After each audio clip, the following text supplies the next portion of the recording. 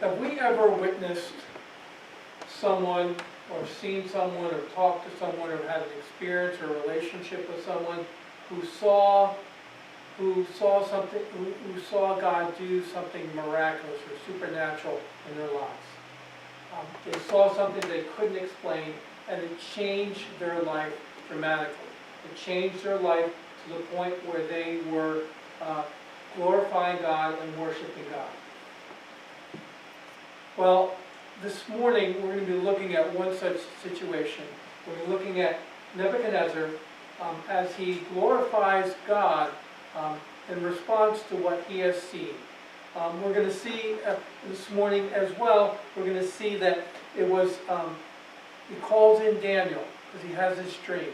He calls in Daniel, and Daniel begins to interpret for him, begins to understand what this dream was all about.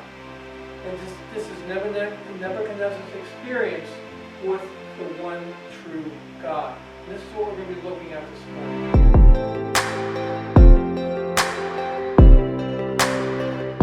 We're going to be continuing in our series in the book of Daniel. And we're going to be looking at chapter 4, verses 1 through 18. Daniel chapter 4, verses 1 through 18, and please read along with me as I read. Nebuchadnezzar the king, to all the peoples, nations, and men of every language that live in all the earth, may your peace abound. It has seemed good to me to declare the signs and wonders which the Most High God has done for me. How great are his signs, how mighty are his wonders. His kingdom is an everlasting kingdom. His dominion is from generation to generation. I, Nebuchadnezzar, was at ease in my house and flourishing in my palace. I saw a dream and it made me fearful at the fantasies as I lay in my bed, and the visions in my mind kept alarming me. So I gave orders to bring into my presence all the wise men of Babylon, that they might make known to me the interpretations of the dream. Then the magicians and the conjurers, the Chaldeans and the diviners came in, and I recited to them the dream, but they could not make its interpretation known to me. But finally Daniel came to me, whose name is Belshazzar, according to the name of my God, and in whom is the spirit of the holy gods. And I related the dream to him, saying, O Belshazzar, chief of the magicians, since I know that the spirit of the holy God is in you, and no mystery baffles you, tell me the visions of my dream, and which I have seen, along with its interpretation. Now these were the visions in my mind as I lay in my bed. I was looking, and behold, there was a tree in the midst of the earth, and its height was great. The tree grew large and became strong, and its height reached to the sky, and it was visible to the ends of the whole earth. Its foliage was beautiful, and its fruit abundant, and it was food for all. The beasts of the field found shade under it, and the birds of the sky dwelt in its branches, and all the living creatures fed themselves from it. I was looking in the visions in my mind, and as I lay in my bed, and behold, an angelic watcher, a holy one, descended from heaven. He shouted out and spoke as follows: Chop down the tree and cut off its branches, strip off its foliage and scatter its fruit. Let the beasts flee from under it, and the birds from its branches. Yet leave the stump with its roots in the ground, but with a band of iron and bronze around it. In a new grass of the field, and let him be drenched with the dew of heaven, and let him share with the beasts in the grass of the earth. Let his mind be changed from that of a man, and let the beast's mind given to him, and let 7 periods of time pass over him. The sentence is by decree of the angelic watchers, and the decision is a command of the holy ones, in order that the living may know that the Most High is ruler over the realm of mankind, and bestows it on whom he wishes, and sets over it the lowliest of men. This is the dream which I, Nebuchadnezzar, have seen. Now you, Belshazzar, have seen. Now you, Belshazzar, tell me the interpretation. inasmuch as none of these wise men of my kingdom is able to make known to me the interpretation, but you are able, for a spirit of the holy God is in you. And now may God add a blessing to the reading of his word. So follow along with me. We're going to be looking at three specific points. His wonders, his kingdom, and his dominion. The dream, the wise men, and Daniel. And then this is the dream.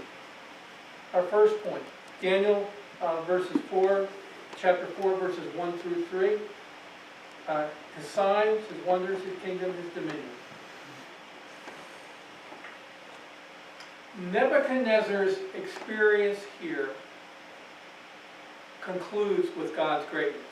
Now, verses 1 through 3 here are the conclusion of the whole matter of the dream and his whole experience. So, at an experience of what Daniel was going to convey to him in the dream. So, this is the back end of after everything that has happened, that's going to happen from verses 4 through the end of the chapter.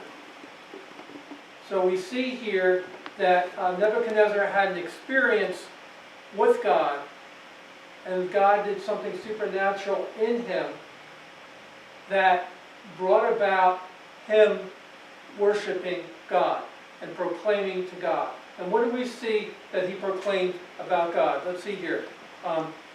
And he proclaims this to everyone in his realm. Now remember, his realm, his kingdom was the largest kingdom at that time.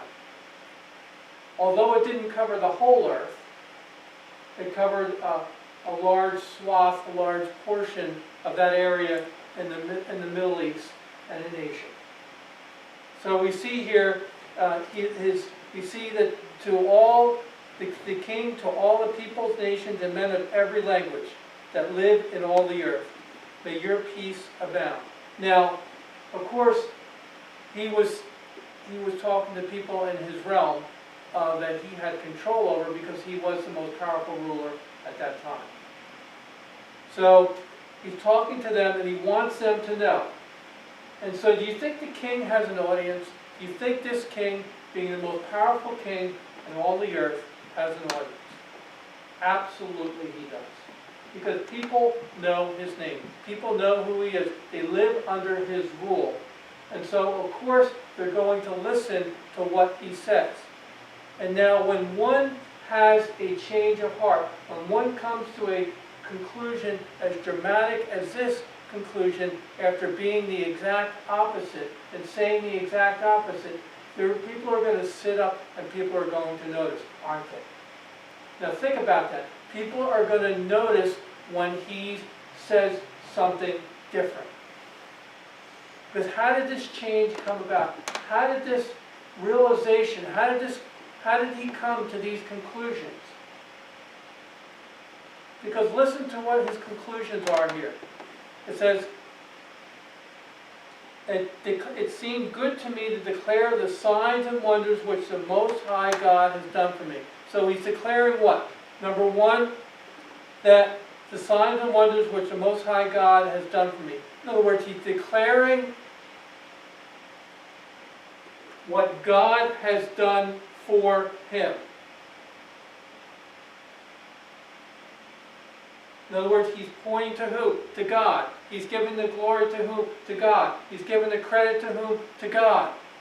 This is at the conclusion, after his experience with which God has done. So let's declare the signs and wonders which the Most High God has done for me. So he's declaring that which God has done for him and in his life. And that's important for people to know. That's important for people to hear. That they're pointing back to, here's the most powerful ruler in all the earth at that time. And people are going to listen. And when he gives glory to God, and when he gives credit to God, people are going to listen. So he's giving credit to God where credit is due. And that's so important, folks. When we experience and when we see the experience of others, and we see that work of God in their lives in supernatural ways, we better take notice. We need to really take notice and listen and hear. And when God does supernatural things in our own life, what do? Do we take notice at all? Or do we say, oh, this is just nothing? Or this is not really significant, it's not really real. But you think about it. What do you do with what God, when you see God doing something in someone else's life? Or what do you do when you see God do something in your life? Who do you acknowledge? Who do you turn to? Do you say it just happened because it was good doctors? Do you see it happened because I had good luck? Or it was good fortune? Or because I had... Or do you acknowledge it was the hand of God in your life? Because people need to know that.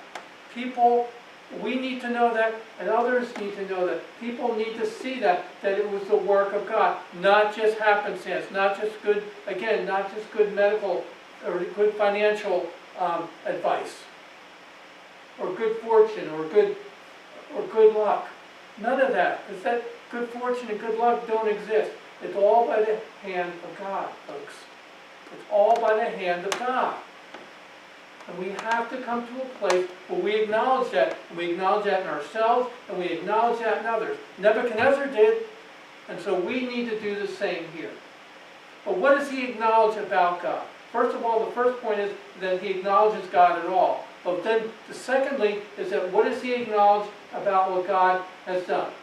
Or who God is? Listen to this.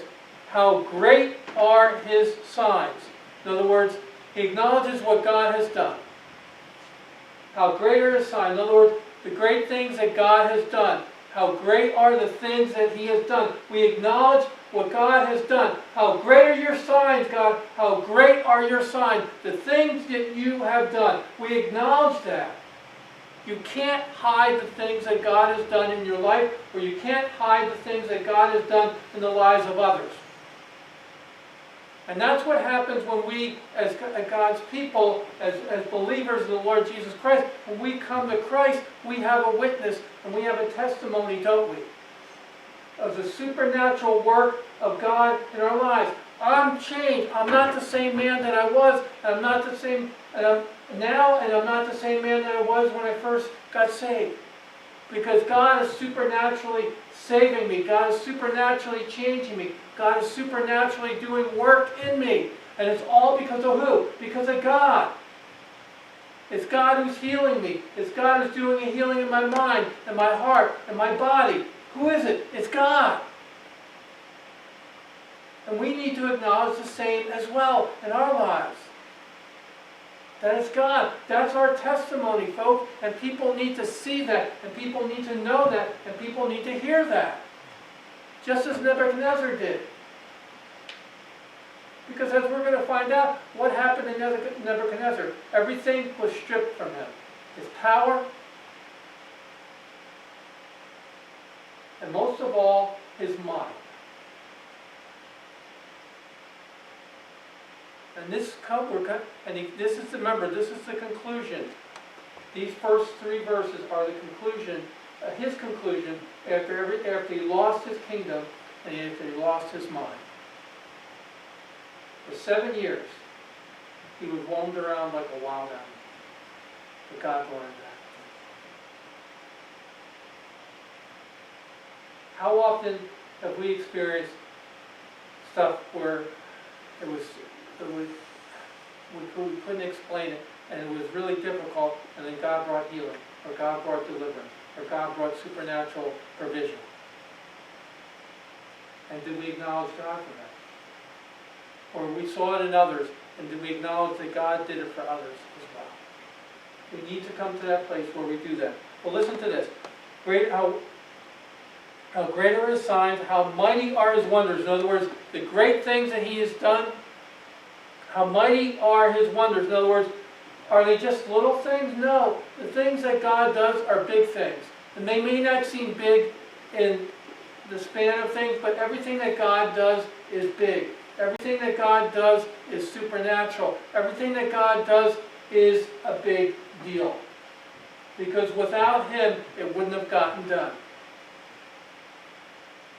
Will we have healing in our lives? Will we have provision in our lives? Will we have things in our life? If it were not for God, would we? We have to ask ourselves that question. That's a hard question. But would we have those things? Would we have what we have now were it not for God? No. No, no. And we have to acknowledge that, but we have to give Him glory for it because it's Him that has provided for us. His kingdom is an everlasting kingdom, and His dominion is from generation to generation. In other words, His kingdom, His rule, His power, His authority is from everlasting to everlasting, from generation to generation. In other words, it doesn't end. His rule doesn't end. We're coming into a new presidency, and they come up every 4 years. We have an inauguration in a couple weeks. But yet, that's a time frame.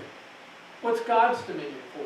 How long is God's? Is it for 4 years? Is it for 8 years? Is it for 10 years, 20 years, 40 years? It's from how long? His kingdom is how long? Everlasting kingdom. His dominion is what? Generation to generation. In other words, it doesn't end. And we need to acknowledge that. That Nebuchadnezzar was a ruler, the most powerful ruler at this time. And this is him saying, his kingdom's everlasting kingdom. My kingdom is going to end soon. My kingdom there's a time frame to mine. But your kingdom, God, your power, your rule, your authority is never going to end. And it's going to go from generation to generation to generation. And you are going to rule forever and ever and ever. And we need to acknowledge that and proclaim that. He's in control, folks. All the stuff that's happening in our world today, all the craziness and all the difficulties and all the challenges and everything that's going on, who's in control ultimately? God is, not man. Man will make some really silly decisions, not really well thought out decisions.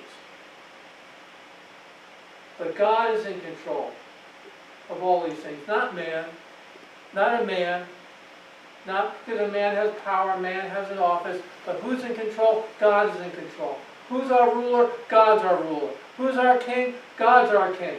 And His kingdom will last forever and ever. Our trust is in whom? What does it say in the dollar bill? In God we trust. That's who we trust.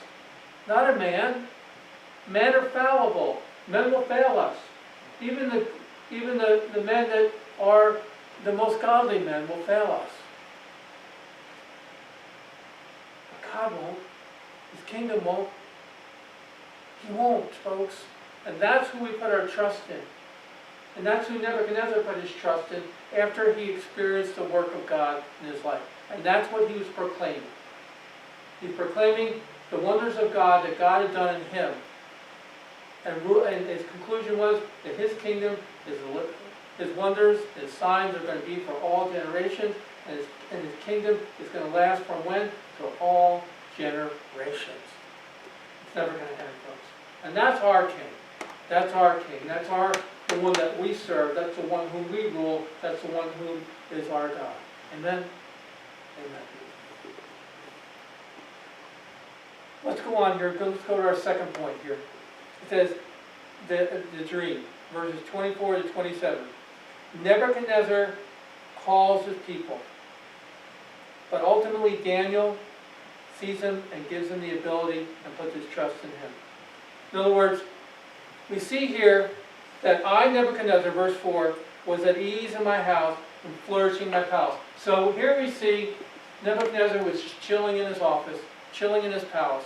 I'm sure, Babylon was known as one of the 7 wonders of the world. You know why? It had the hanging gardens. And the gardens somehow was an architectural feat that no one could ever do at that time. And these gardens, from what I understand, and the way they describe it, was palatial.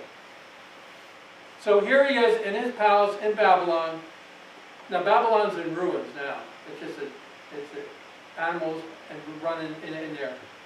And because it was simple, and you want to hear this, folks? It was just a simple diversion of the Euphrates River. Because the river would go right through the city, and the river was supernaturally diverted from the city.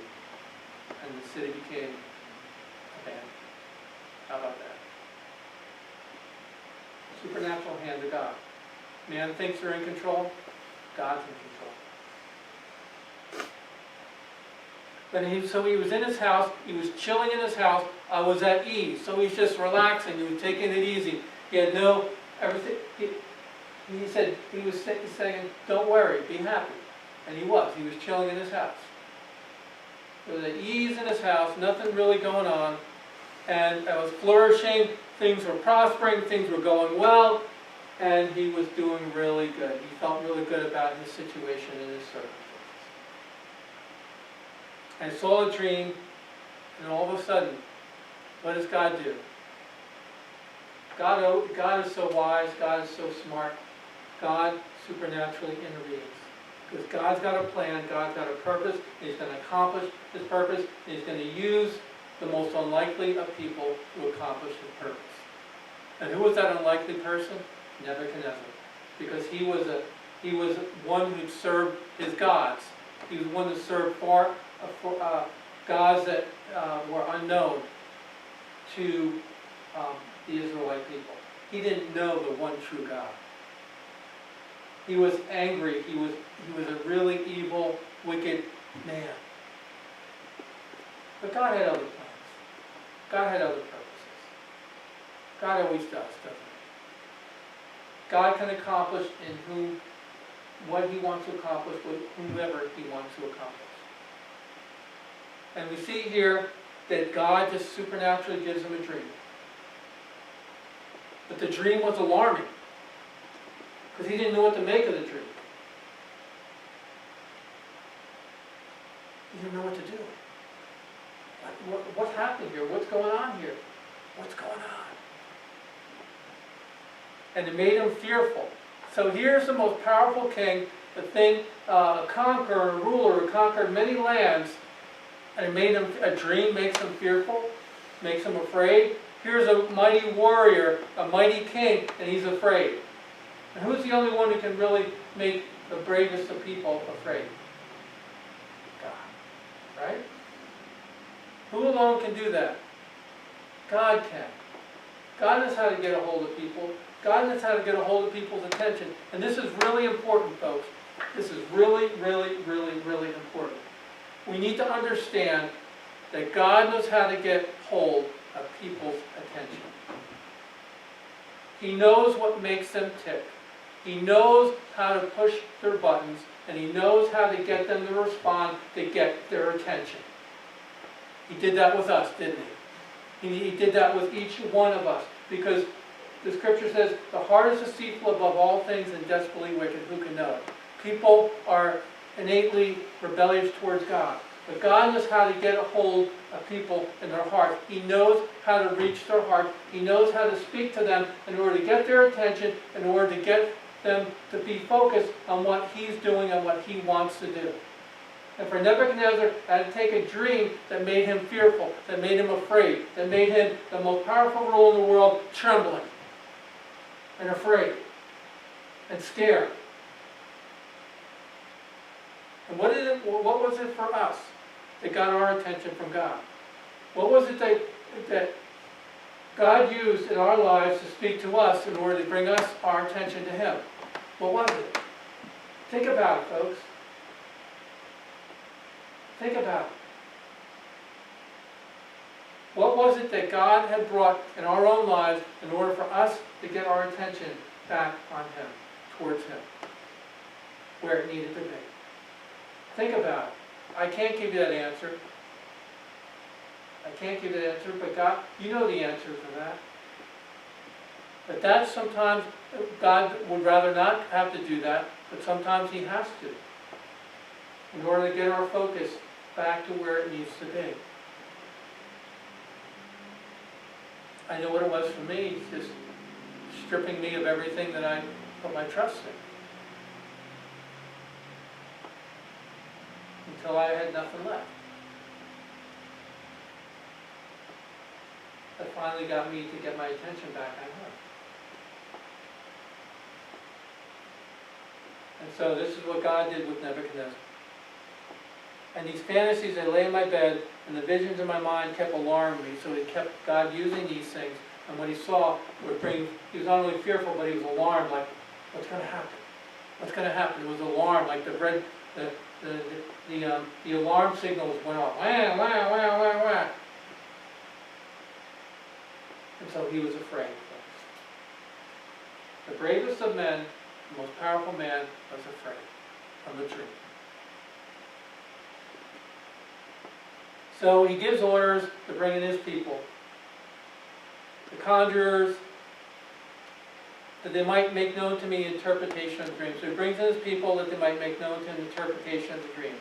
Magicians, the conjurers, the Chaldeans, diviners, but they couldn't make the interpretation known. So he brings in his people for the express purpose of getting the interpretation, because he wanted to know and he needed to know. And so what happens is sometimes is that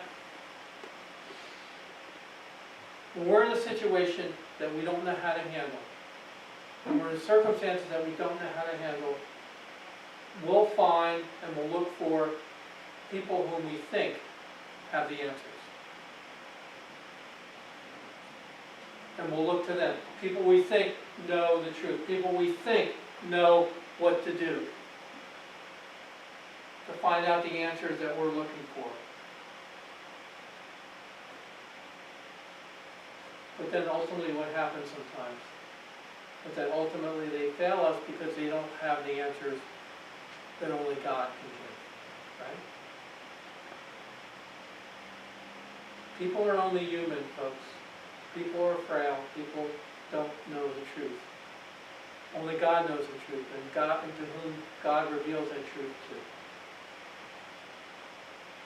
But these people that Nebuchadnezzar called didn't know the truth. He thought they did. They were supposed to know the truth, but they didn't know the truth.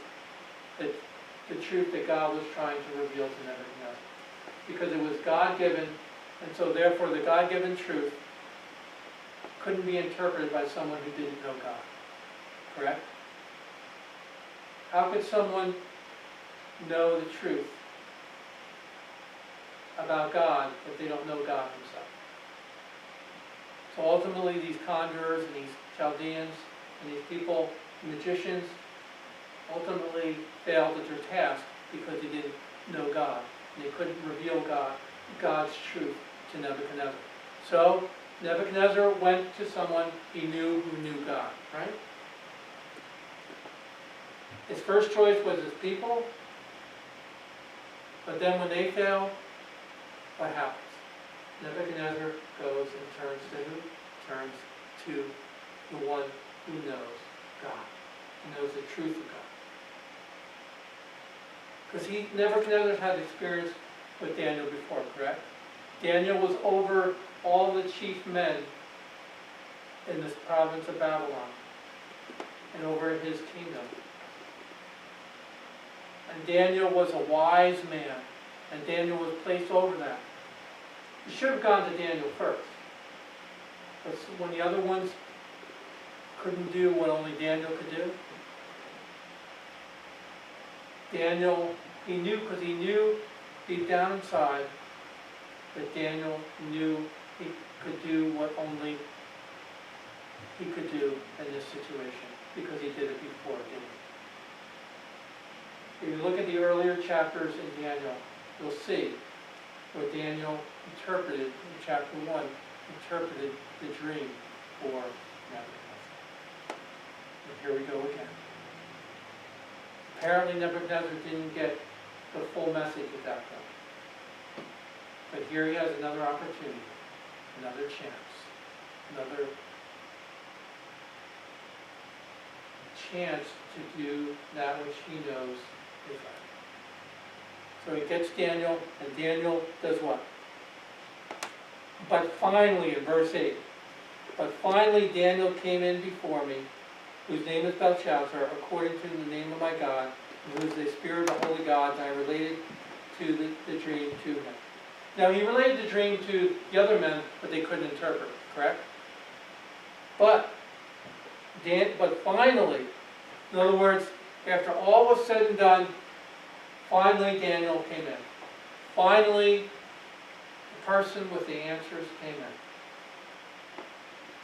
Finally.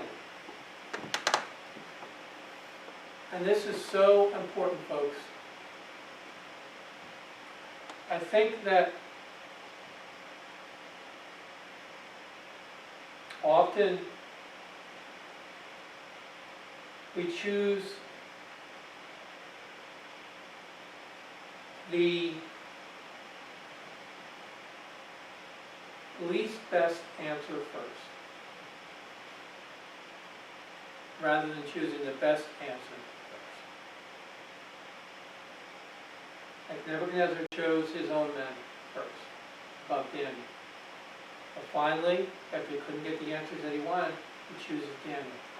And I think the lesson here for us is that we need, especially when we know, we need to choose the best answer first.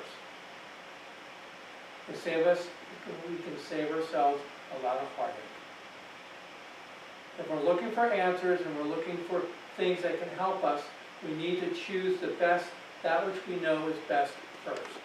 Not finally, not in the end, but first. Because we'll try other things first, over and above that which we know is right. Well, let's choose that which is right first, rather than last. Like Nebuchadnezzar. Nebuchadnezzar chose Daniel last. But finally, after he chose his other men first, he chooses Daniel.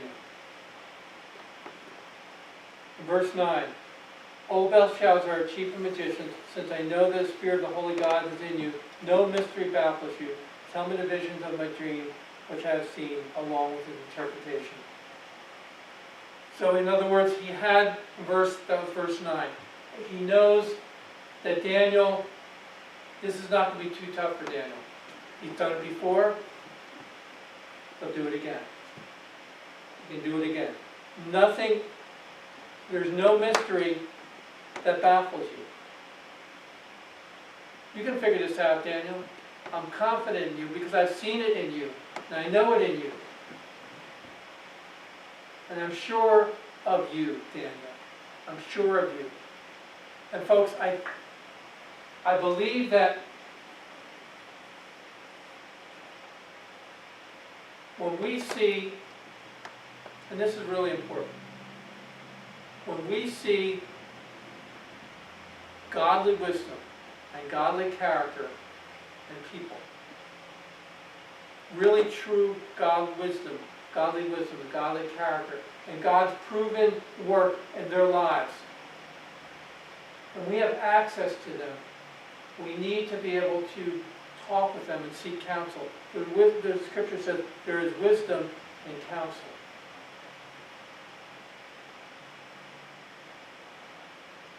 There's godly people out there and in our lives that know and love the Lord, that are wise people,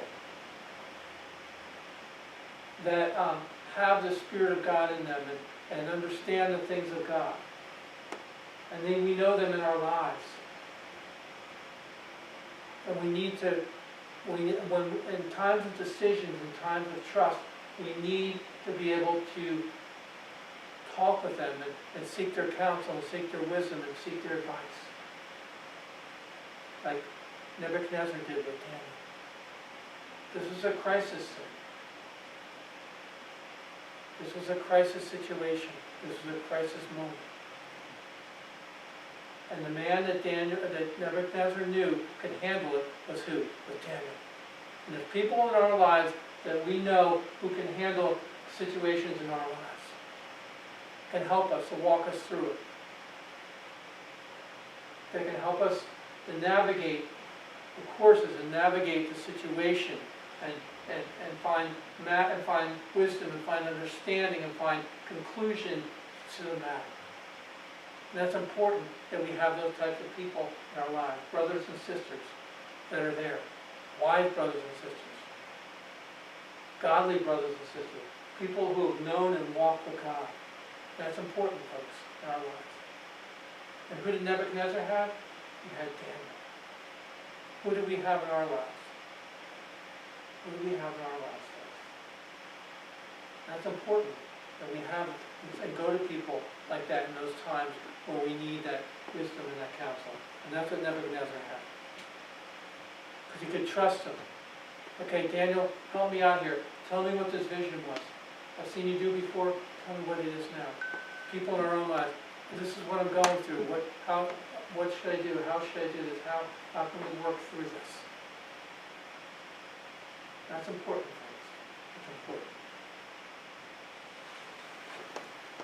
This is the dream. The third point, our third and last point.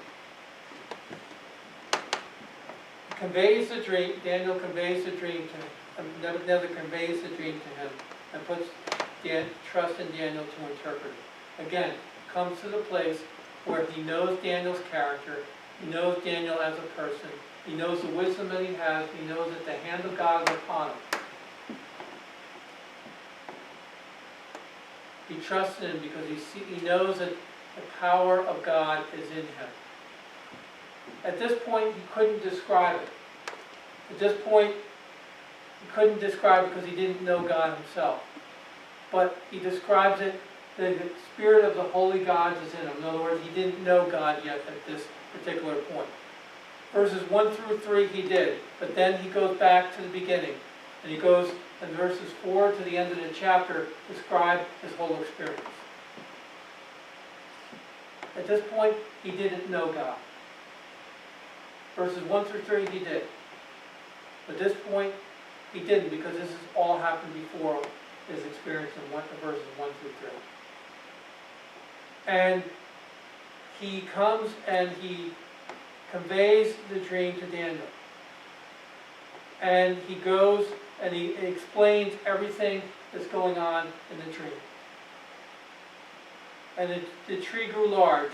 And he uses images that his culture would understand.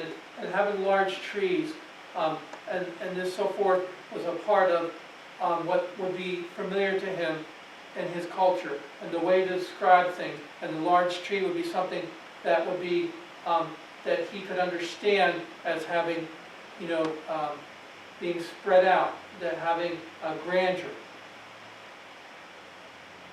And it reached to the sky, visible to the ends of the earth. In other words, like his kingdom.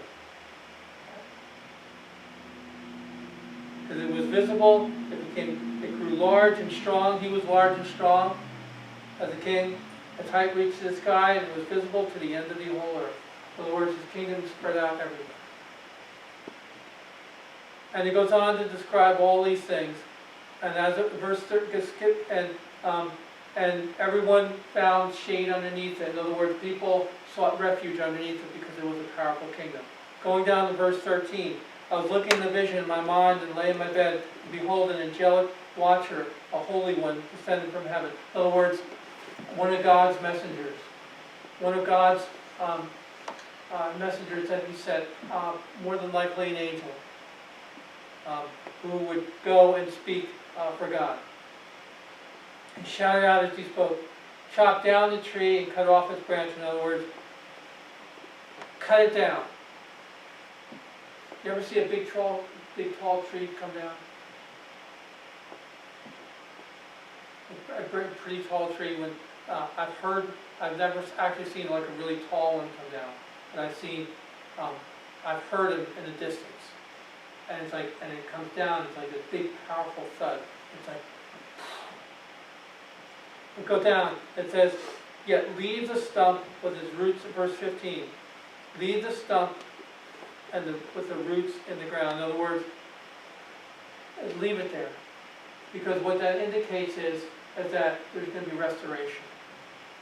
Even though the tree is destroyed, even though the beasts are going to, nobody's going to be able to come underneath its foliage anymore.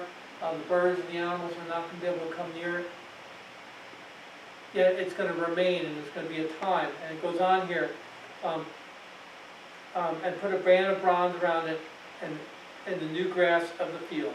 So in other words, it's going to be cut down and it's going to be laid dormant for a season. And let him share with the beasts of the grass of the earth.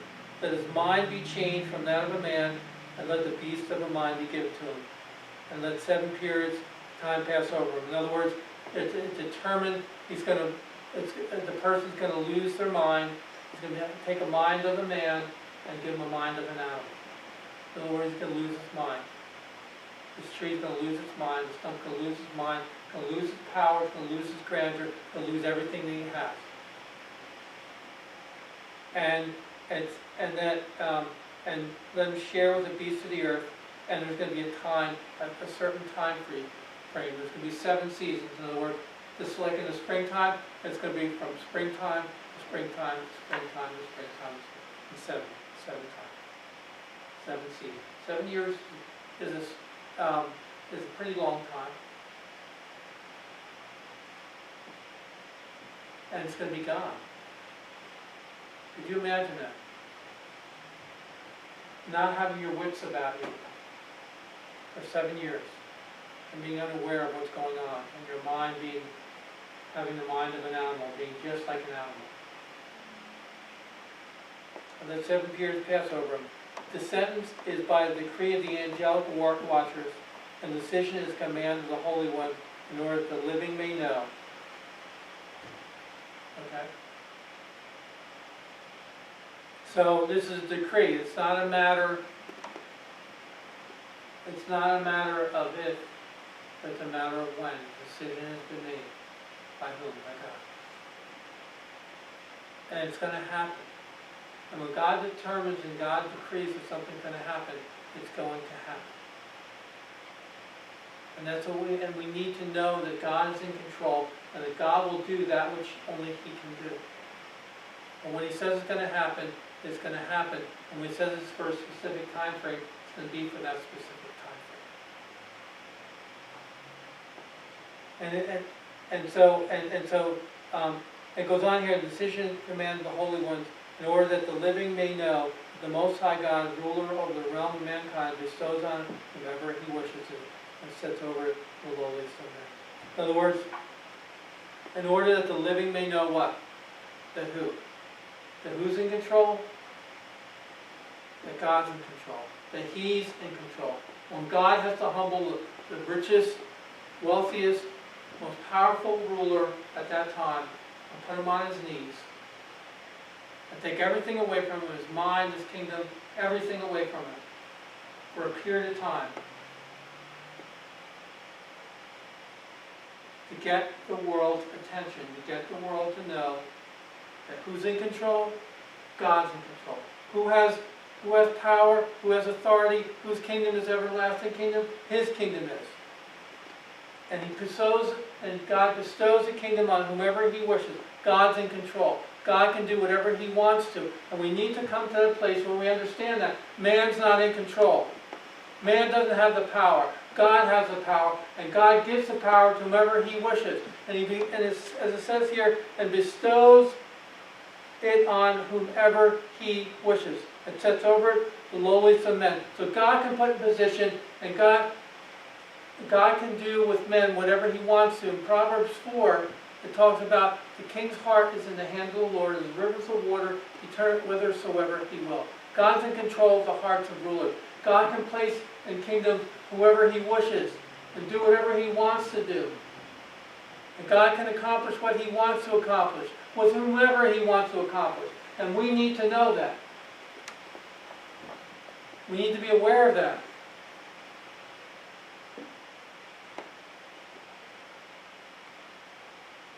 This is the dream, verse 18, which I, Nebuchadnezzar, have seen. Now you, Belshazzar, tell me interpretation, inasmuch as none of the wise men have been able, the wise men in my kingdom have been able to make known to me interpretation, but you are able, for the Spirit of the Holy God is in you. In other words, he recognizes that in Daniel, even though he doesn't quite understand it, he recognizes that Daniel has the ability and is in him the Spirit of God. The Spirit, he describes it as the spirits of his God.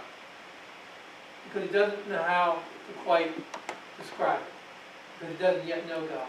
But he recognizes something supernatural in Daniel, and he gives Daniel the ability to be able to, not give Daniel the ability, but gives him the opportunity to interpret the dream, because he sees in Daniel something supernatural that only Daniel can do in order to describe and to interpret something that is supernatural. What we need to come to, in a place in our lives is that we experience God. We must ultimately conclude with us in declaring His greatness. When we experience God, we need to look at His greatness in our lives. And ultimately, when the conclusion of everything is said and done, we need to exclaim and proclaim and worship Him as God and conclude that He's in control. Number two is that we must see the true God-given abilities in others and ask for their help. God can't do it He can't do it on our own, folks. Like Nebuchadnezzar looked for Daniel. And thirdly, if we have God-given gifts, talents, and abilities, do we share those with others? In other words, if we have a God-given gift and talents and abilities to be able to do things for the Lord, do we share that with others? Do we go into a place where, like Daniel did, where he used his God-given abilities to help interpret the dream for Nebuchadnezzar? Do others recognize God's Spirit in us? In other words, Nebuchadnezzar recognized it in Daniel. Do others recognize it in us? Are we developing these gifts, talents, and abilities for God's greater purpose and good? In other words, are we developing those things in us? Those things that God has given us, are we developing it and using it for God's glory and for God's kingdom? In other words, like Daniel was used in a supernatural way, are we being used for God in supernatural ways? Or are we not being used of God? And what's it going to be, folks? Because God is doing supernatural things in us, and we need to conclude and proclaim to the world what God is doing in us. We need to seek the help of others and the counsel of others. And we need to use those gifts, those talents, and abilities that God has given us. Like with Daniel, we need to be able to share that and use that in the lives of others.